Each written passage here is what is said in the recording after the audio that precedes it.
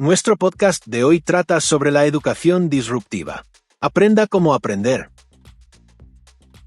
¿Os ha pasado alguna vez eso de sentir que la forma en que aprendimos en el cole o incluso en la universidad estaba como, un poco desconectada de la vida real?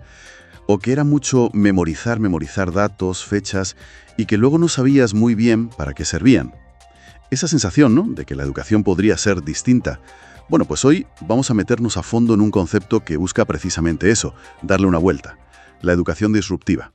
Hoy vamos a explorar en detalle qué significa realmente este término, y para hacerlo nos vamos a basar en varios artículos, en documentos que lo enfocan desde ángulos distintos.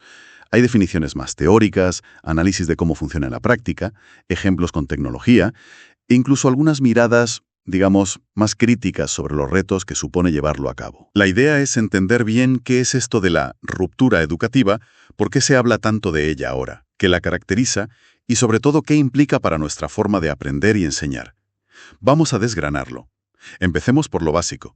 La idea central parece ser esa, ¿no?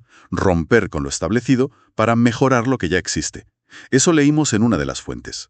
Es curioso porque la palabra disrupción, que viene del francés y del inglés, significa literalmente eso, un cambio brusco, algo que rompe. Pero ojo, que no siempre se ha visto como algo positivo. Encontramos, por ejemplo, una fuente de Argentina que contaba que después de la pandemia, la palabra disrupción se asoció al principio con la interrupción negativa del aprendizaje. O sea, justo lo contrario de lo que vamos a explorar hoy. Exacto. Pero en este contexto pedagógico que estamos viendo, disrupción se entiende más bien como una fuerza positiva, ¿sabes? Una innovación que busca transformar de verdad. De hecho, la idea original viene del mundo de la empresa, de un profesor llamado Clayton Christensen. Él explicaba cómo servicios o productos que eran muy complejos y caros podían simplificarse y hacerse mucho más accesibles, más baratos para mucha más gente. Y si aplicamos esto a la educación, la lógica es parecida. Se trata de poner al estudiante en el centro, de ofrecer una formación y una evaluación que sean personalizadas, que se centren en lo que sabe hacer y en lo que le interesa, y que vayan más allá de una simple nota numérica. Entiendo. Suena lógico eso de poner al estudiante en el centro. Pero ¿por qué ahora? ¿Qué ha cambiado para que de repente todo el mundo hable de educación disruptiva? Pues tiene mucho que ver con que estamos ya metidos de lleno en la sociedad de la información, en la era digital. Tanto los estudiantes como los profes estamos, queramos o no, usando tecnologías de la información y la comunicación, las famosas TICs, y también las TACs, ¿no?, que son esas mismas tecnologías, pero aplicadas al aprendizaje y al conocimiento. El modelo educativo tradicional, ese que a veces llaman industrial, muy basado en memorizar, en que todos aprendan lo mismo al mismo ritmo, como si fuera una cadena de montaje, pues como que ya no encaja del todo con lo que se necesita hoy, ni nos prepara bien para el mundo laboral, que cambia constantemente. Claro, el mundo ha cambiado un montón. Exacto. La meta ahora es formar ciudadanos para el siglo XXI. Gente que tenga pensamiento crítico, que sea creativa, que sepa manejarse en el mundo digital y, súper importante, que tenga capacidad de adaptación. Hay una frase de un tal Herbert Gerjuboy que lo clava. El analfabeto del mañana no será la persona que no sepa leer, sino aquella que no haya aprendido cómo aprender. Y esa es un poco la clave de este nuevo enfoque. Clarísimo. Ya vemos qué es y por qué es relevante ahora. Pero, ¿cómo se materializa esto? O sea, en el día a día de un aula, ¿cómo se ve? ¿Cuáles serían sus ingredientes principales, sus características? Aquí es donde se pone interesante, porque revisando las distintas fuentes, hay varios elementos que se repiten constantemente. Son como los pilares de la educación disruptiva, podríamos decir. Primero, y quizás lo más importante, la personalización. Se trata de adaptar la enseñanza al ritmo, al potencial y a los intereses de cada estudiante. Rompe totalmente con esa idea de talla única para todos, no, de que todos tienen que aprender lo mismo, al mismo tiempo y de la misma forma. Tiene todo el sentido del mundo, la verdad. Cada persona es un mundo y aprende diferente, aunque llevarlo a la práctica debe ser un reto enorme. Pero la idea base suena muy bien. Exactamente. El reto está ahí, en la implementación, pero esa es la meta.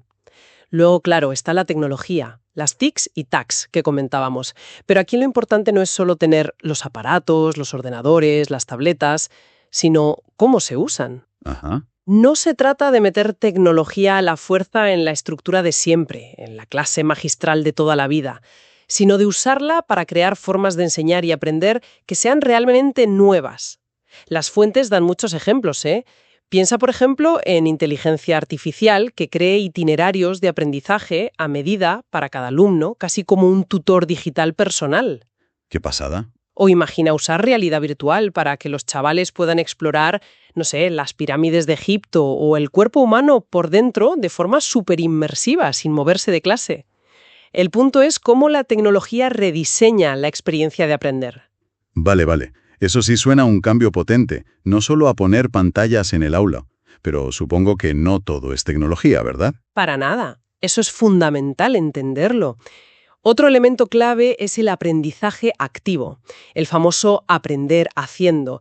Se pone mucho énfasis en la práctica, en aplicar lo aprendido a situaciones reales, en conectar el conocimiento con el mundo exterior. Aquí entran metodologías como el aula invertida o Flip Classroom. La idea es que quizá preparas la teoría en casa, viendo un vídeo o leyendo algo, y el tiempo en clase se usa para discutir, para resolver dudas, para hacer proyectos prácticos, en lugar de estar solo escuchando al profesor soltar el rollo.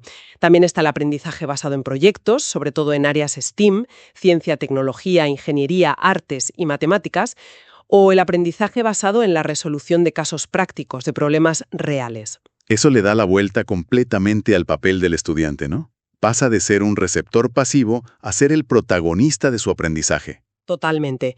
Y eso nos lleva directamente a otra característica, la autonomía del estudiante. Se busca darle más voz, más control sobre cómo aprende. Se trata de fomentar la motivación que viene de dentro, ¿sabes? Las ganas de aprender porque algo te interesa de verdad, no solo por aprobar un examen. Y junto con esto va el desarrollo del pensamiento crítico y la creatividad. Ya no son como asignaturas extra o habilidades blandas, no, son el centro de la cuestión. Se busca activamente que los estudiantes cuestionen, analicen, propongan soluciones originales. Una fuente mencionaba a Ken Robinson, un experto muy conocido en educación, que insistía en que la creatividad no es un don mágico, sino algo que se puede enseñar y motivar. Me imagino que esto también implica un cambio enorme para los profesores. Ya no es el típico profesor que lo sabe todo y solo da la clase magistral. Definitivamente. La colaboración es otro pilar súper importante. Y esto incluye a todos, estudiantes trabajando juntos, profesores colaborando entre ellos, investigadores aportando ideas. Y sí, el rol del docente cambia radicalmente. Deja de ser esa figura jerárquica que transmite información de arriba abajo para convertirse más en un guía, un facilitador, alguien que acompaña y colabora en el proceso de aprendizaje del estudiante. Un acompañante, más que un simple transmisor. Eso es. Y finalmente está la evaluación transformadora. Hay que ir más allá de los exámenes de memoria de toda la vida. Se busca evaluar todo el proceso, ver cómo el estudiante aplica lo que sabe en situaciones prácticas, cómo resuelve problemas complejos, no solo si recuerda la fecha exacta de una batalla. Todo esto que describe suena bastante bien, muy prometedor, la verdad. Con todas estas características sobre la mesa, ¿cuáles son los beneficios concretos que destacan las fuentes que revisamos? O sea, ¿qué ganaríamos si esto se aplicara bien? Pues mira, se señalan varias ventajas importantes que podrían derivarse de este enfoque. Una muy relevante es la posibilidad de una mayor igualdad de oportunidades. Al personalizar la enseñanza, se puede atender mejor la diversidad enorme de necesidades y ritmos de aprendizaje que te encuentras en cualquier aula. Eso es clave. Y tanto. También se habla mucho de un aumento en la motivación y el compromiso de los estudiantes. Parece lógico. Si te dan más flexibilidad, más posibilidad de elegir cómo y qué aprender sobre un tema, pues es más probable que te enganches de verdad. Ligado a esto, se menciona una posible reducción de la presión y el estrés que a veces se siente en el sistema tradicional, que puede ser muy competitivo o muy rígido. Eso último del estrés me parece fundamental. ¿Cuántas veces no hemos sentido que la presión nos bloquea más que ayudarnos a aprender? Sin duda, el clima emocional es crucial para aprender. Además de eso, se espera un desarrollo más efectivo de esas habilidades clave para el siglo XXI que decíamos antes. Pensar críticamente, ser creativo, colaborar, saber usar herramientas digitales. Todo esto, a su vez, llevaría a una mejor preparación para adaptarnos a un mundo laboral y social que no para de cambiar. Nos prepara mejor para lo que viene, digamos. Exacto. También se resalta la transformación positiva del rol docente. que puede volverse más gratificante al centrarse en guiar y ver crecer a los estudiantes de forma más individualizada. Y algo muy interesante que menciona una fuente es el reconocimiento del aprendizaje que ocurre también fuera del aula, lo que llaman educación expandida, porque la verdad es que aprendemos en todas partes, no solo en la escuela. Reconocer esto podría incluso ayudar a reducir las tasas de abandono escolar, que es un problema grave en muchos sitios. Se mencionaba el caso de España en una de las lecturas, por ejemplo. Suena casi demasiado bueno para ser verdad, pero me imagino que llevar todo esto a la práctica no debe ser nada fácil. ¿O sí? ¿Qué obstáculos, qué desafíos o críticas se mencionan en los documentos? Tienes toda la razón. Implementar un cambio tan profundo no es coser y cantar. Vamos, enfrentar retos muy grandes. Uno de los principales es la resistencia al cambio. Y esta puede venir de todas partes, ¿eh? De profesores acostumbrados a sus métodos de siempre, de las propias instituciones educativas que tienen estructuras muy asentadas, muy rígidas, incluso de los propios estudiantes que ya se han acostumbrado a un rol más pasivo. Claro, cambiar cuesta. Cuesta y mucho. Además, implementar la educación disruptiva requiere una inversión fuerte de recursos. Hablamos de dinero para tecnología, para tener buena conexión a Internet en las escuelas, que no siempre la hay. Y algo súper importante, para la formación continua y de calidad de los profesores. Los profes necesitan herramientas, necesitan tiempo y apoyo constante para poder manejar bien estas nuevas formas de enseñar y las tecnologías asociadas. Y aquí es donde entra una crítica bastante dura que encontramos en una de las fuentes, ¿verdad? La que hablaba de la realidad en algunas zonas de Argentina. Exacto. Y eso plantea una pregunta clave. ¿Están todos los sistemas educativos, todas las escuelas, realmente preparadas para esto?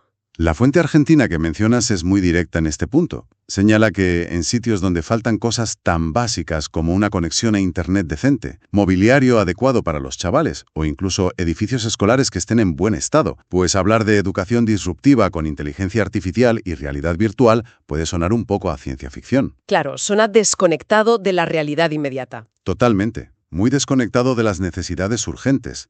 Es como querer ponerle un tejado de última generación a una casa que no tiene ni paredes sólidas. Es un punto crudo, pero muy real. Sin lo básico, es difícil construir algo tan sofisticado encima. ¿Qué otros desafíos importantes hay? Pues otro riesgo muy serio es el de aumentar la desigualdad. Si el acceso a la tecnología buena y a profesores bien formados en estos nuevos métodos no es igual para todos, la educación disruptiva podría terminar abriendo todavía más la brecha que ya existe entre estudiantes de distintos contextos socioeconómicos. La famosa brecha digital, pero ampliada. Exacto. La formación de los profesores, como decíamos, es un pilar y un reto gigantesco por sí mismo. Necesitan acompañamiento real y constante, no un cursillo de fin de semana. También está el desafío de la evaluación. Crear formas justas y que de verdad midan lo importante en estos nuevos enfoques no es nada sencillo. No puedes evaluar con los mismos exámenes de siempre si estás buscando creatividad y aplicación práctica. Ya veo, evaluar diferente también es un lío. Y un lío importante. Y finalmente, una fuente mencionaba algo llamado la desventaja del prototipo. Como pasa con cualquier innovación grande, al principio, mientras todo el sistema se ajusta, directivos, profes, alumnos, familias, es posible que los resultados no sean los esperados de inmediato. Requiere paciencia y un compromiso de todos a largo plazo para superar esa curva de aprendizaje inicial. No es magia. Entendido. Entonces, si tuviéramos que resumir la idea principal después de toda esta conversación, ¿qué diríamos? Podríamos decir que la educación disruptiva no es simplemente meter tecnología porque sí en las aulas. Es más bien un cambio de chip, ¿no? Un cambio profundo en cómo entendemos qué es aprender. Busca que el aprendizaje sea más a medida de cada uno, más activo, más conectado con el mundo real y sobre todo enfocado en desarrollar las habilidades y las competencias que de verdad necesitamos hoy en día, intentando dejar atrás modelos que quizá ya se han quedado un poco obsoletos para las necesidades actuales. Exactamente, es fundamental recalcar eso. Se trata más que nada de una transformación en la forma de hacer las cosas, en la mentalidad, no solo de una actualización tecnológica. La tecnología es una herramienta potentísima, sí, pero el cambio real está en el cómo se enseña y en el cómo se aprende. Y eso exige un esfuerzo de todo el sistema educativo, de toda la comunidad. Si vemos el panorama completo, la meta final no es tanto acumular un montón de información, que hoy en día, está al alcance de un clic, sino desarrollar la capacidad de aprender a aprender de forma continua durante toda la vida y saber usar ese conocimiento de forma crítica, creativa y también ética. Aprender a aprender, esa es la clave. Esa es. Y para dejar algo en que pensar a quienes nos escuchan, podríamos lanzar una reflexión final, pensando cada uno en cómo aprende mejor, en su propia experiencia personal o profesional. ¿Qué elemento de todo esto que hemos hablado sobre la educación disruptiva le resuena más? ¿Dónde siente cada uno con más fuerza esa necesidad de romper con lo establecido en la forma en que aprende o enseña actualmente? Quizás encontrar esa respuesta personal sea el primer paso para empezar a imaginar o incluso a impulsar pequeños o grandes cambios a nuestro alrededor.